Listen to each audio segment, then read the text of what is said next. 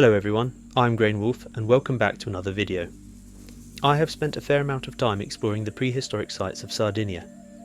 What strikes me most is how much of the island's ancient past feels set apart, as if it followed its own course, even while in contact with the wider world.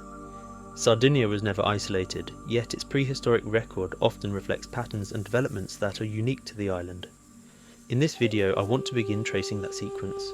Before the Nuragic towers, before the massive stone settlements, there were earlier cultures that laid the groundwork for what came after.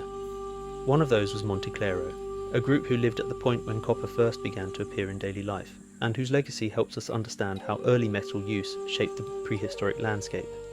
This is a brief introduction to the Monte Claro culture. To understand the people archaeologists refer to as the Monte Claro culture, we first need to look back to the late Neolithic in Sardinia. By the 3rd millennium BC, communities across the island had developed complex societies rooted in farming, herding, and local exchange.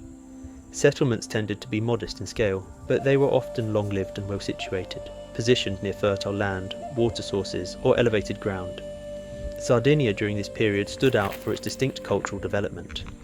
Though it shared some connections with the wider Mediterranean world, much of its material record is unique to the island. The most striking legacy of the late Neolithic is its funerary architecture, the Domus de Llanas, or Houses of the Fairies. These rock-cut tombs were carved with care into hillsides and limestone outcrops, often forming family or community clusters. Their use and symbolism persisted across many generations, giving us a rare continuity in ritual practice. As we move into the Copper Age, or Chalcolithic, the archaeological record begins to show subtle but significant shifts. Around 2700 BC, copper starts to appear in Sardinia, mostly as tools, oars, and decorative objects. Its introduction did not immediately transform daily life, but it marked the beginning of a new technological horizon. At the same time, changes in settlement structure, burial practice, and pottery style suggest that Sardinian society was gradually reorganizing itself. Within this context, the Monte Claro culture emerged. Named after a site near Cagliari, this cultural phase is best understood as a development of existing Neolithic traditions under new pressures and influences.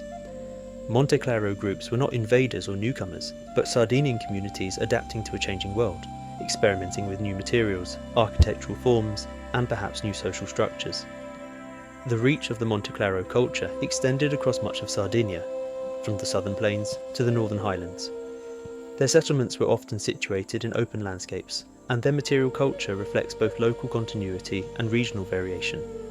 It is important to emphasize that Monte Claro was not a unified people or political entity.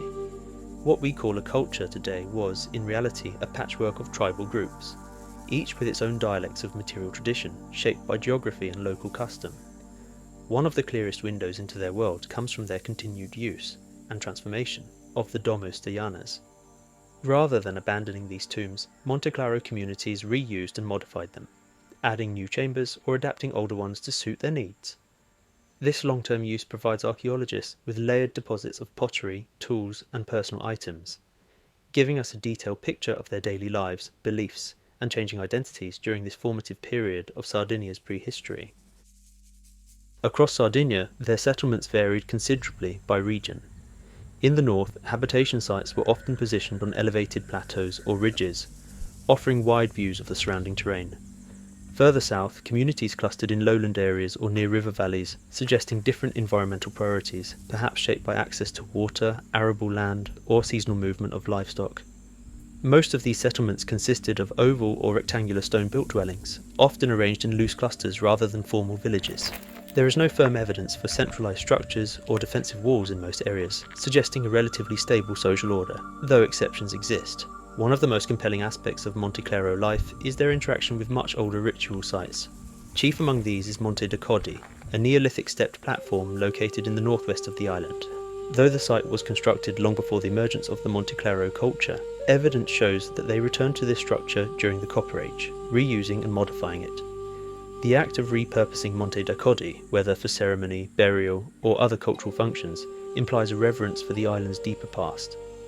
In this sense, the Monte Claro culture may represent a continuity of belief, where ancient sacred sites retained their importance across generations, even as technologies and traditions shifted.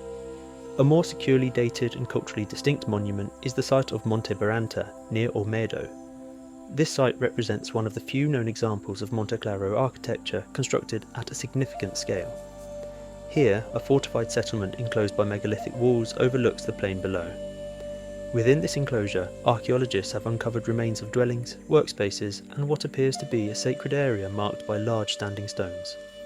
Though the exact function of Monte Baranta remains debated, its strategic location and scale suggest that it served both practical and ceremonial purposes. Whether as a seasonal gathering place, a centre of regional influence, or a locus for ritual practice, it marks a degree of social complexity not often visible in other sites of the period. Material culture offers further insight into the daily and symbolic world of the Monte Claro communities. Their pottery is among the most distinctive in Sardinian prehistory. Vessels were often well fired and decorated with carefully incised or impressed geometric patterns, triangles, chevrons, and ladder-like designs. These motifs were not purely decorative. Their repetition and placement may reflect shared symbolic systems or ritual meanings, though their exact significance remains uncertain. The distribution and diversity of ceramic styles also reinforce the idea that this culture was not a single, unified group, but rather a network of local traditions sharing a broader set of cultural practices. Alongside ceramics, other artefacts such as stone tools, spindle whorls, and animal remains help to reconstruct aspects of daily life.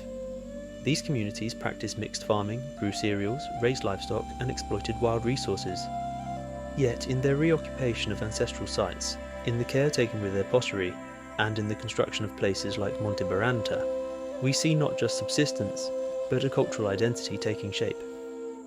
Evidence from later phases of the Copper Age shows that its communities were part of wider Mediterranean networks, particularly in the west.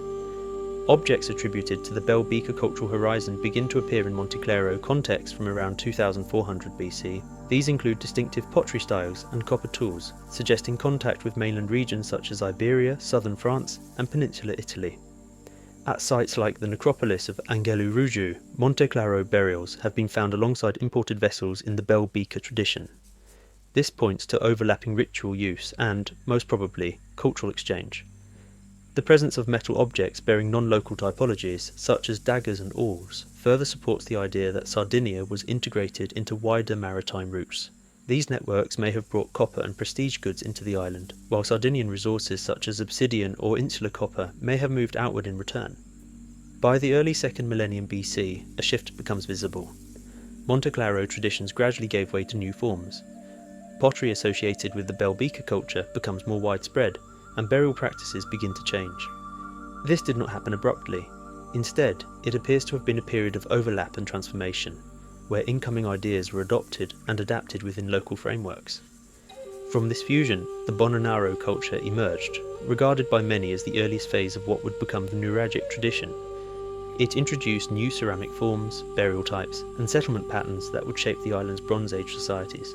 The decline of Monte Claro, then, should not be seen as a collapse, but as a cultural evolution. A society shaped by centuries of insular development met new ideas from abroad, and in response, transformed and gave birth to a new culture whose mark on the island is still felt to this day. From evolving traditions to shifting beliefs, and the early currents of trade that helped reshape the island, Monte Claro stands as a bridge between the Neolithic world and the coming age of bronze.